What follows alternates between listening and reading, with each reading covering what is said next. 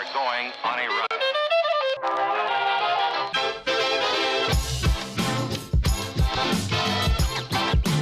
Let's get scratching.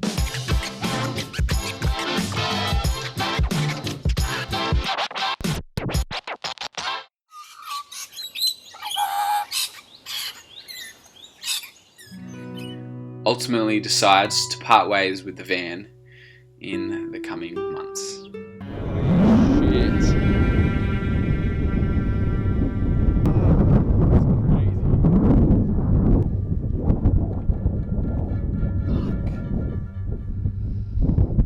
I quit.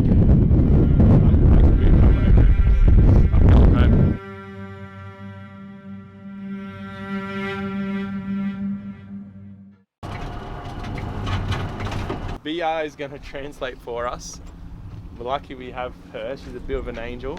But we're going to try and find out whether Bia's friend's parents' cafe, and we're going to ask them whether they can supply us or let me raid their electrical box so that we can plug the van in and get to the next step of the journey, which is somewhere not here. Which is heading back north. Heading back north, the opposite direction, and unfortunately we have to plug into non-renewable energy to get there, but that's life. There's not really any other option at the moment. Huge emergency. We need to go back down, and we need to I need to really think about what I need to do to fix the van, and there's a bunch of options that I'm thinking of, and yeah, that's pretty much where we're at. First step is to get out of the desert with this on our roof. First step is to get out of the desert.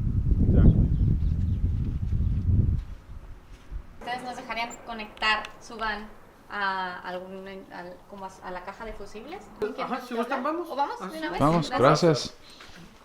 So the sum up is we're going to the hotel where they have a Tesla charger, and hopefully we can plug the van in, get a full charge, make it to the next town that's out of the desert, and then hopefully charge again and go through this whole process and get somewhere somewhat safe to work on the roof and start fixing this and get sponsored so we can afford to actually fix it.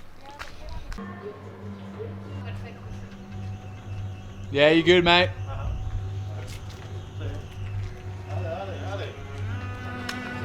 Marcel. Marcial. Joel. But are they all used? No. Oh, ¿Sabes cuáles no? Some no.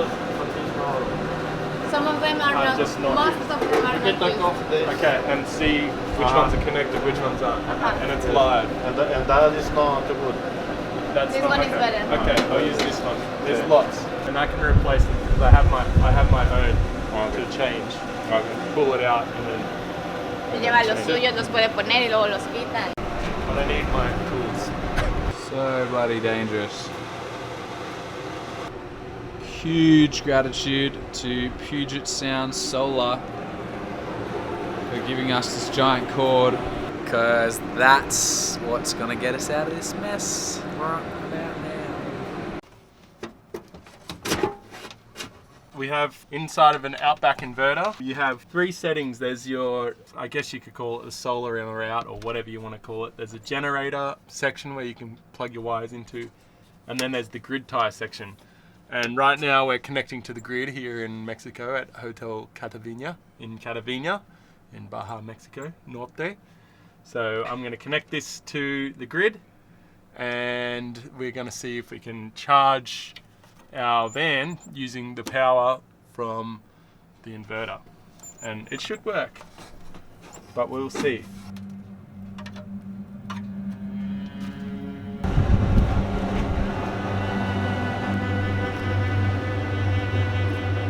Can you pass me the drill? So you always connect earth first to be safe. To be safe. Safer. Ideally, I'd switch that off, but we're at the hotel, and I don't want everyone to lose their power and make everyone more frustrated. Now you connect to live wires, which is the most dangerous part. 60, 30, 30. There's our 30 there. Okay, this is our breaker here, and actually they're using UL. They're using Siemens, not the recommended General Electric breakers in here. So I have both 50 amp breakers if I wanted them, but I'm not going to use them. I'm just going to use mine. So breaker off, and then you have two live wires, black and red, and they both slot in here.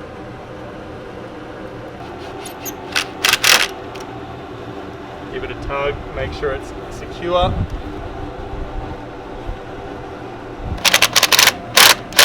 Okay, so we got our two live wires connected on our 30 amp breaker.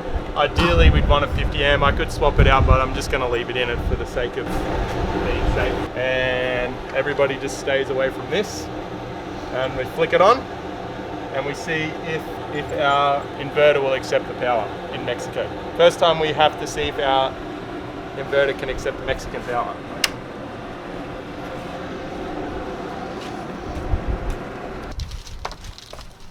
Come in here and see the AC input is saying use, and it should be, it's 240 volts at 60 hertz, which is perfect.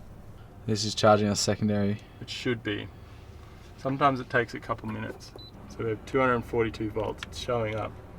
Technically, if I plug this in, it should come straight from our grid.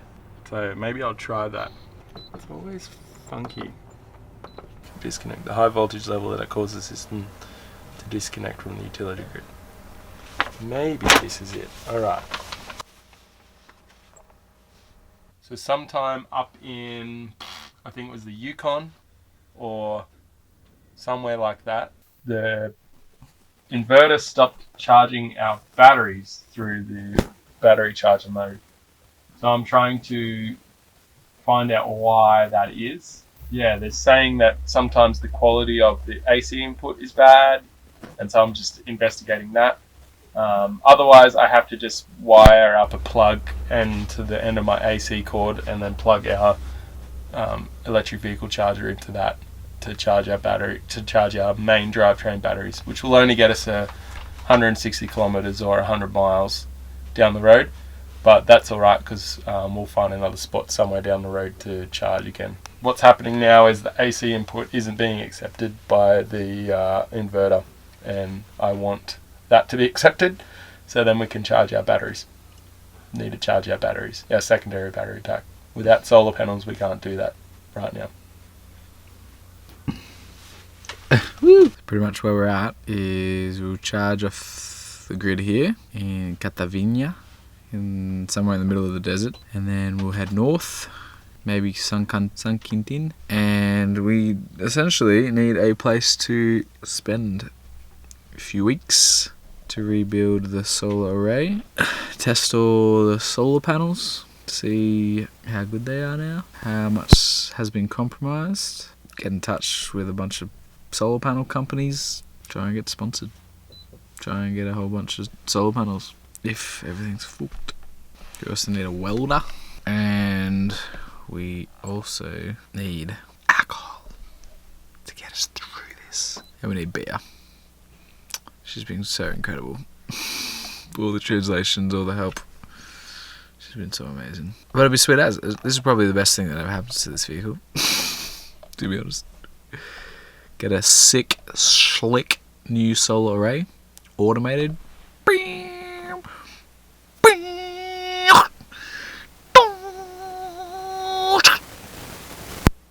Right, bedtime. That's how it's gonna work. It's gonna be fucking sick.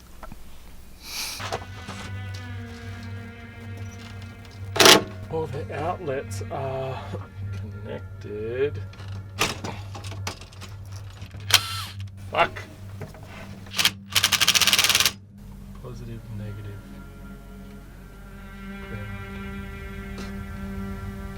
Ground. This ground. Fuck. Fuck. Jesus Christ. Alright, yell at me loudly if something sounds bad. Okay, so you've you've switched the breakers off for everything? I've turned it off at the inverter. So other than the lights, nothing's going to work? No plugs will work. Sweet. But this will. It's the only way I can do it without fucking shit up. Then I have to think about it. I need another plug. I don't know where the fuck that plug went or whether I bought another one. Remember I lost that with the cord, but I need it. We're charging off the grid now. Hopefully it doesn't blow the breaker. There we go. I used the breaker line to our juice box that already existed in our AC box to jump from their AC box to our AC box. We don't have the female NEMA 14 to 50 amp plug. Somewhere it got lost and we didn't replace it. I think we left it at Brett's actually. Because of that, I had to use the NEMA 14 to 50 female plug that exists in our van currently to start the juice box charging our van. If that makes any sense to anyone, good for you, because it doesn't make any sense to me. So now we're charging off the grid. We have electricity.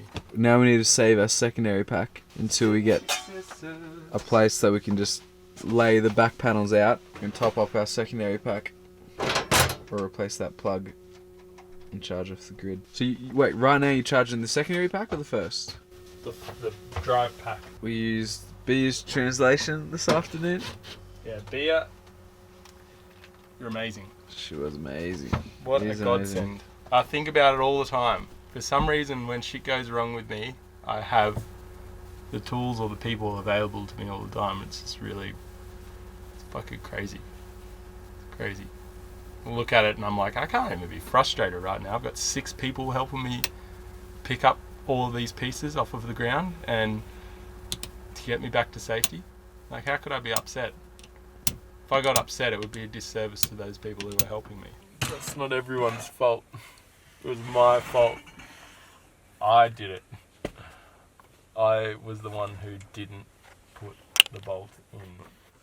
Oh my god, everything for one bolt? One bolt. No. Literally. That would have saved everything. One bolt. Just one bolt. No, the wind was very strong. If it didn't get over its fulcrum point, there's no force behind it.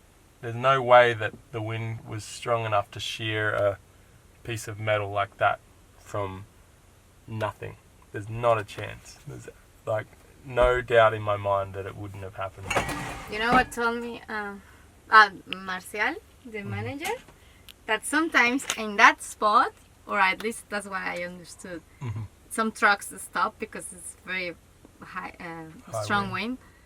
And some trucks that are empty, stopped, they are flipped, they get tipped over. Yeah, by the wind, stopped. Yeah, but yeah, for sure. That's like... Very strong. It's strong don't think wind. that everything was because of one bolt. Because And usually there's 3 bolts. Yeah, usually there's 3. But and there was none. there was none. And now But $10,000 worth of solar panels may or may not work on my solar powered adventure. There's a number of ways to look at it. I tend to try and just think of it as practically as possible, and I'm very thankful that no one was injured, no one was hurt. 1, and 2, that we were able to get it all sorted out to the point that it is now. It's all packed away and sort of with many hands, because there was 6 of us there to help out. If it was just me, it would have taken forever. So I'm very grateful for that. But I'm also grateful for this great adventure that we're on, and grateful for the ability to overcome obstacles that come our way. And hopefully this is just one of those obstacles, and the project will continue onward to Argentina. Yeah, so hopefully in the next couple of weeks we'll come up with and start executing a plan to get the van operating back on solar power again. Thanks everyone for helping out. It means a lot to me.